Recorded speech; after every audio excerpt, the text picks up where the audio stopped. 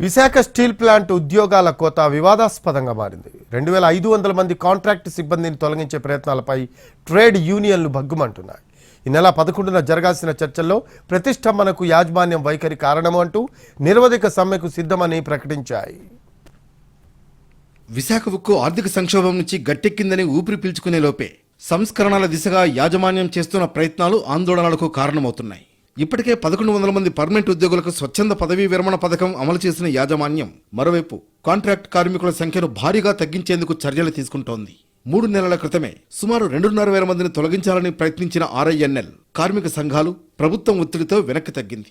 అయితే ఇప్పటికే కొన్ని కాంట్రాక్టుల కాలపరిమితి ముగిసిపోగా వాటిని రెన్యువల్ చేయలేదు, కొత్త టెండర్లను పిలవలేదు.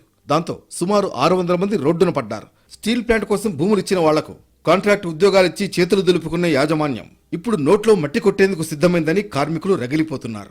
విశాఖ స్టీల్ ప్లాంట్ లో ఒక పక్క ప్యాకేజ్ ఇచ్చి కాపాడుతున్నామని బాహ్య ప్రపంచంలో ప్రచారం చేసుకుంటున్నటువంటి కేంద్ర ప్రభుత్వం మరొక పక్కన దొడ్డుదారిన VRS స్కీములు పెట్టి కార్మికులను బయటకు పంపిస్తూ కాంట్రాక్ట్ కార్మికులు 20 సంవత్సరాలు 10 సంవత్సరాలు 15 సంవత్సరాల నుండి పనిచేస్తున్నటువంటి ఈ ఫ్యాక్టరీని నడిపిస్తున్నటువంటి కాంట్రాక్ట్ కార్మికుల్ని అర్ధంతరంగా తొలగించే కుట్రలకి నాంది పలికింది.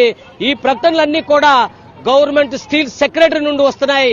వాస్తవానికి స్టీల్ ప్లాంట్ లో కాంట్రాక్టర్లు మారుతారు తప్ప కార్మికులు మాత్రం వాళ్లే కొనసాగుతారు. దాదాపు 25 ఏళ్లుగా ఇదే విధానం కొనసాగుతుండగా ఇప్పుడు కుదింపు పేరుతో ఏరువెదకు దిగితే పరిణామాలు తీవ్రంగా ఉంటాయని కార్మికులు ఆగ్రహం వ్యక్తం చేస్తున్నారు. ఇప్పటికే సమ్మె నోటీస్ ఇవ్వడంతో ఈ నెల 11న జరగనున్న సమావేశం కీలకంగా మారింది. కాంట్రాక్ట్ ఉద్యోగుల తొలగింపు వల్ల ప్లాంట్లో సంక్షోభం మరింత పెరుగుతుందని ఆందోళనలు వెల్లువెత్తుతున్నాయి. అర్ధాంతంగా నిన్న కాంట్రాక్టర్ అసోసియేషన్ కాంట్రాక్టర్స్ పిలిపించి స్టీల్ ప్లాంట్ లో ప్రతి కాంట్రాక్టర్ దగ్గర 35% మ్యాన్ పవర్ తగ్గించాలని చెప్పడం జరిగింది. మరోవైపు ఇదే యాజమాన్యం ఎక్కడా కూడా కాంట్రాక్ట్ లేబర్ని తీయట్లేదని చెప్పింది. కాంట్రాక్ట్ లేబర్ని తీయట్లేదని చెప్తూనే కాంట్రాక్ట్ లేబర్ని తొలగించడం ఎంతవరకు సమంజసమని ఇవాళ కార్మిక వర్గం అంతా కూడా రోడ్డుకి ఎక్కడం జరిగింది. ఎందుకంటే మరోవైపు పత్రికలో ఉన్నటువంటి పేపర్స్ అన్ని కూడా స్టీల్ ప్లాంట్ లో 35% మ్యాన్ పవర్ తొలగించడానికి సిద్ధమవుతుందని చెప్పి రాసినప్పటికి కూడా అవి పక్కన పెట్టి ఏదైతే contract associations contract labour unions కూడా 35% మ్యాన్ పవర్ తీస్తున్నారు, ఇది సమంజసం కాదని చెప్పేసి లెటర్ ఇచ్చినప్పటికి కూడా మీరు ఏం చేసినప్పటికి కూడా 11వ తేదీ లోపు 35% మ్యాన్ పవర్ తొలగించాలని చెప్పేసి ఇవాళ యాజమాన్యం చెప్పింది. స్టీల్ ప్లాంట్ కు ఆర్థిక సాయం చేయడం వరకే దృష్టి పెట్టిన ప్రజాప్రతినిధులు ఇతర అంశాలను పట్టించుకోవడం లేదని కార్మిక సంఘాలు ఆరోపిస్తున్నాయి.